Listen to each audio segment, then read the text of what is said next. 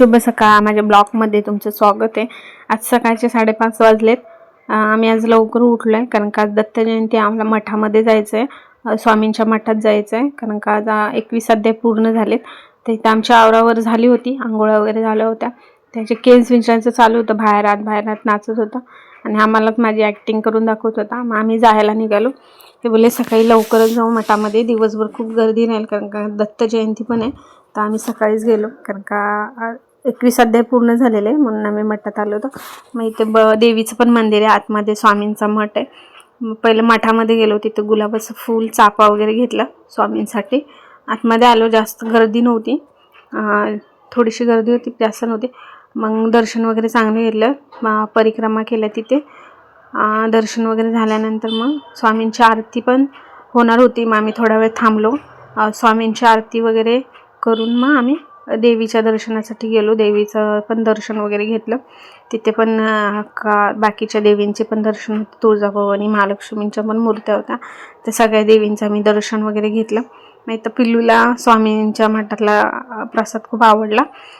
तो ते खात हळूहळू चालत येत होता. मग इथे म्हणलं चहा प्यायला थांबूया.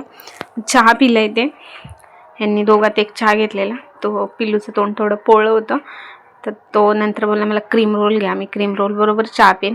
मग त्याला क्रीम रोल घेतला, तर मला दाखवून खात होता. पप्पांना काहीतरी गोष्ट सांगत होता इथे. मग आम्ही निघालो इथून. घरी आलो, सूर्य डोक्यावरच आलेला आणि त्या अकॅडमीची मुलं होती, त्यांचं प्रशिक्षण ट्रेनिंग चालू होतं. आणि मग घरी आलो तो मिक्सरला शेंगदाणे बारीक करायचे होते, पण लाईटच नव्हती. मग असेच बारीक करून घेतले, थोडेसे भाजून घेतलेले. मग कुटून घेतले, थोडेसे ओबडधोबड कुटले कारण यांना नाश्ता द्यायचा होता. साबुदाण्याची खिचडी बनवायची होती. इकडे रवा भाजत होती स्लो गॅसवर आणि खिचडी पण करत होती. खिचडी वगैरे केली, यांना नाश्ता दिला आणि मग रवा मोठ्या गॅसवर ठेवून चांगला पहिला भाजून घेतला, लाल होईपर्यंत चांगला भाजला. मग त्याच्यामध्ये नंतर काजू मनुके वगैरे टाकून घेतले आणि रवा परत चांगला असा हे करून घेतला, भाजून वगैरे घेतला. कारण का हा प्रसाद नैवेद्य दाखवला देवाला. आणि दिवा अगरबत्ती लावली. सकाळीच पूजा करून गेलेली, फक्त धूप अगरबत्ती आल्यावर लावता येईल. सकाळी पण गडबड होती. ते सगळे डबे वगैरे भरून घेतले. प्रसाद आम्ही मंदिराच्या इथे वाटणार आहे, साईबाबाचं मंदिर आहे तिथे वाटायला सांगणार आहे. लोक बसलेले असतात म्हटलं तिथे वाटायला. डब्बा लागत नव्हता, मग हे घेऊन गेले. पिल्लूला थोडासाच ठेवला, तो काही जास्त खात नाही. मग घरातल्या आवरावर करायला घेतली. बेडरूममध्ये पसारा पडलेला, पहिला बेडरूममधला सगळा पसारा उचलला. त्यानंतर बाहेर झाडू मारून घेतला, पुसून वगैरे घेतलं. घरामध्ये पण झाडू मारून पुसून घेतलं. पिल्लूला सांगितलं आंब्याची पानं, कारण का पूजा मांडायची, तर म्हणलं पानं घेऊन ये. तर त्यानं व्यवस्थित नाही म्हणलं परत घेऊन ये पानं. इथं उंबरड्याला लेप करून घेतला हळदीचा, रांगोळी वगैरे काढून घेतली, पूजा पण मांडून घेतली देवीची. आज गुरुवार होता, मग देवीची पण पूजा वगैरे मांडून घेतली. वरती परत धूप लावला, खाली पण धूप अगरबत्ती लावून वगैरे घेतलं. मग लाईट आली, मग खिचडी वगैरे परतून घेतली. असंच बसलेलो आम्ही. तर पिल्लू नाचत होतं, म्हणलं कॅमेरा ऑन आहे, तर कपडे न घालता आला होता. मग जायची तयारी झाली. चावीच भेटत नव्हती, मग चावी शोधली भरपूर आणि मग निघाली कामावर जायला.